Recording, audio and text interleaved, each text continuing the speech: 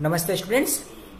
आज की क्लास में हम स्वयं की समझ विषय के अंतर्गत संप्रेषण की विशेषताओं के बारे में जानेंगे। पिछली कुछ कक्षाओं में हमने संप्रेषण के बारे में जाना, संप्रेषण के कौन कौन से प्रकार होते हैं और संप्रेषण में किस तरह से घटित होता है। ये सारा हमने जाना कि जब हमारे विचारों, भावनाओं, संप्रत्तियों का हम एक व्यक्ति से दूसरे व्यक्ति आपस में जब आदान प्रदान करते हैं तो संप्रेषण होता है। अब हम जानेंगे कि जो कक्षा कक्ष संप्रेषण है उसकी क्या विशेषताएं है, वो क्यों जरूरी है और कक्षा कक्ष संप्रेषण किस तरीके से होना चाहिए ताकि संप्रेषण की प्रक्रिया पूर्ण हो सके। आइए हम इसको जानते हैं। आज हमारा टॉपिक है संप्रेषण की विशेषताएं। तो संप्रेषण की विशेषताओं में सबसे पहला है कक्षा कक्ष में प्रभावी प्रस्तुतिकरण।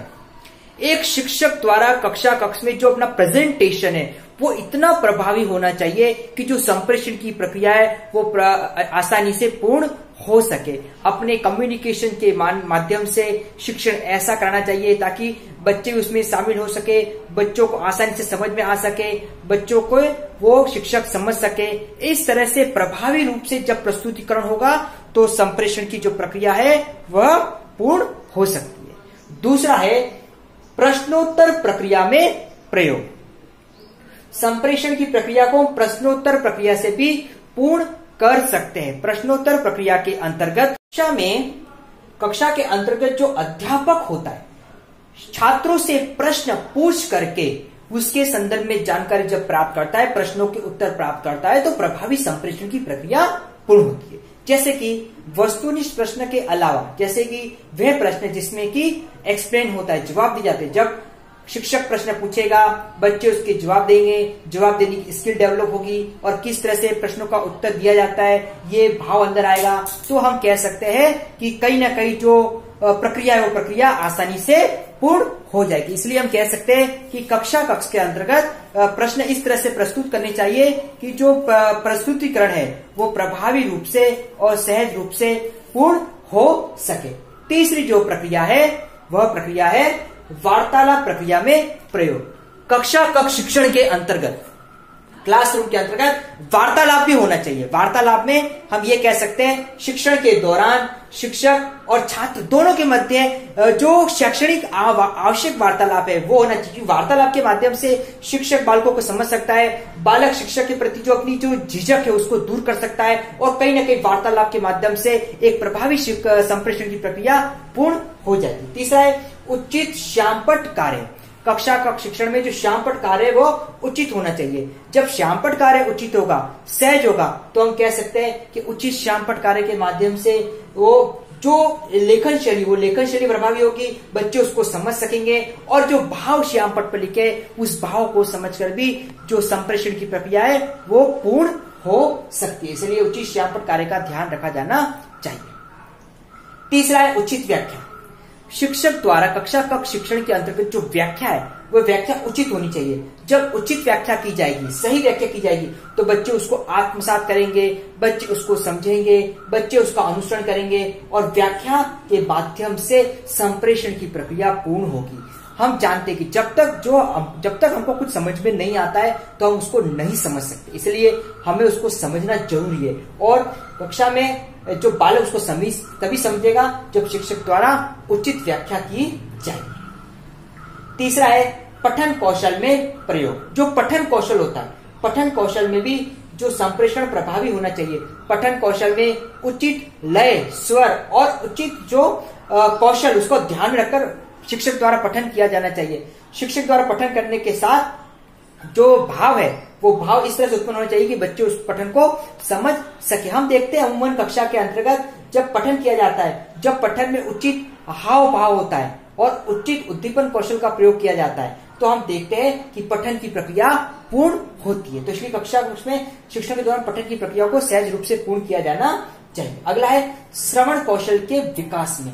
बालकों के श्रवण कौशल में भी संप्रेषण का प्रयोग किया जाना चाहिए। हम देखते हैं कक्षा कक्ष में बालक उस कथन को सीखना या उस कथन को सुनना ज्यादा पसंद करते हैं जिसमें उनको आनंद आता हो। मान लीजिए एक ही विषय के दो शिक्षक है, एक विषय के एक शिक्षक द्वारा जो शिक्षण प्रक्रिया या शिक्षण इस तरह से कराया जाता है कि बच्चे उसको आनंद के साथ सुनते हैं और एक शिक्षक द्वारा एक सामान्य तौर पे शिक्षण करवाया जाता है, तो बच्चे वो शिक्षक के शिक्षण को सुनना पसंद करेंगे जिसने एक अपनी अलग प्रभावी शैली के माध्यम से शिक्षण कार्य करवाए। इसलिए हम कह सकते हैं कि श्रवण कौशल में जो संप्रेषण का एक अलग प्रभाव पड़ता है। अगला है लेखन कौशल के विकास में। जब तक लेखन का कौशल सही नहीं होगा, उचित नहीं होगा, संप्रेषण की प्रक्रिया प्रभावी नहीं बन सकती। इसलिए शिक्षक को जो बालकों के जो लेखन कौशल का ऐसे विकास करना है कि वो अपनी लेखनी स्पष्ट और सही रूप से लिखे ताकि उसको समझ में आ सके, क्योंकि हम लिखे हुए बात को समझते और लिखी हुई बात जब तक हमको समझ में नहीं आएगी तब तक संप्रेषण की प्रक्रिया कैसे पूर्ण होती है। जैसे कि कक्ष में जो बुक्स होती है, उस पाठ्य पुस्तक के जो लेखनी है, जो लिखा जाता है, उसको अगर हम समझ सकेंगे तो हमारे संप्रेषण की प्रक्रिया पूर्ण होगी। इसलिए लेखन में इस बात का ध्यान रखा जाना चाहिए। अगला है अन्य विषयों के शिक्षण।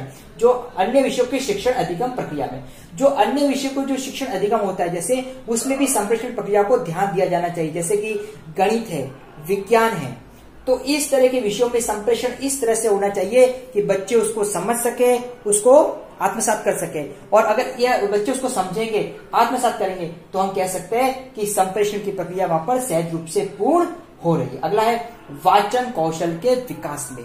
जो वाचन कौशल होता है, कक्ष में बच्चों के वाचन कौशल को इस तरह से निर्मित करना चाहिए, इस तरह से उत्पन्न करना चाहिए कि बच्चे अपने वाचन कौशल के विकास से संप्रेषण की प्रक्रिया को पूर्ण कर सके, चाहे वो आदर्श वाचन हो चाहे मौन वाचन हो। सबसे पहले शिक्षक को अपने आदर्श वाचन और अपने शिक्षण के माध्यम से बच्चों को बताना चाहिए कि वाचन किस तरह से किया जाता है, किस तरह से पढ़ा जाता है, और वो वाचन को पढ़ाने के साथ, समझाने के साथ ये बता सकता है कि संप्रेषण की प्रक्रिया किस तरह से पूर्ण होती है।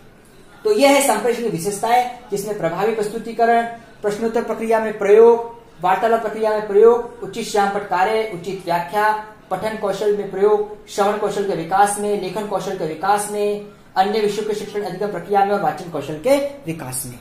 तो ये विशेषता है और इन विशेषताओं को ध्यान में रखकर कक्ष संप्रेषण की प्रक्रिया को पूर्ण और प्रभावी बनाया जाता है। और कक्ष संप्रेषण अगर सहज रूप से सही होगा, पूर्ण होगा, तो हम कह सकते हैं कि शिक्षण के जो प्रभावी उद्देश्य है, जो आवश्यक उद्देश्य है, उन उद्देश्यों की प्राप्ति हो चुकी है। Thank you students. जैसा कि अब आपको पता है कि ये जो समय चल रहा है, इस समय ने हमको काफी कुछ सिखा दिया है। ये समय हमारा कोरोना का समय है और इस समय ने अब हमको सतर्क रहना सिखा दिया है।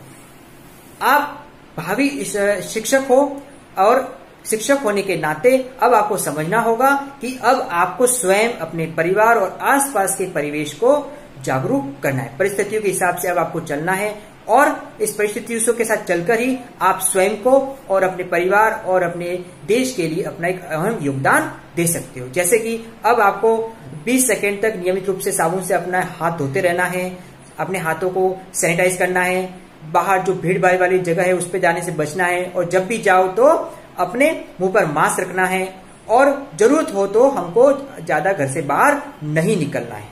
साथ ही हमको जो अनावश्यक वस्तु है, अनधिकृत वस्तु है, जैसे उनको छूने से बचना है। जैसे कि हैंडल, जो दरवाजे होते हैं, कमाड़ होते हैं, इनको छूने से बचना है। ये छोटी छोटी सावधानियों से को ध्यान में रखकर ही हम कोरोना से बच सकते हैं, स्वयं को बचा सकते हैं और अपने परिवार को एक सिक्योर लाइफ दे सकते हैं। Thank you.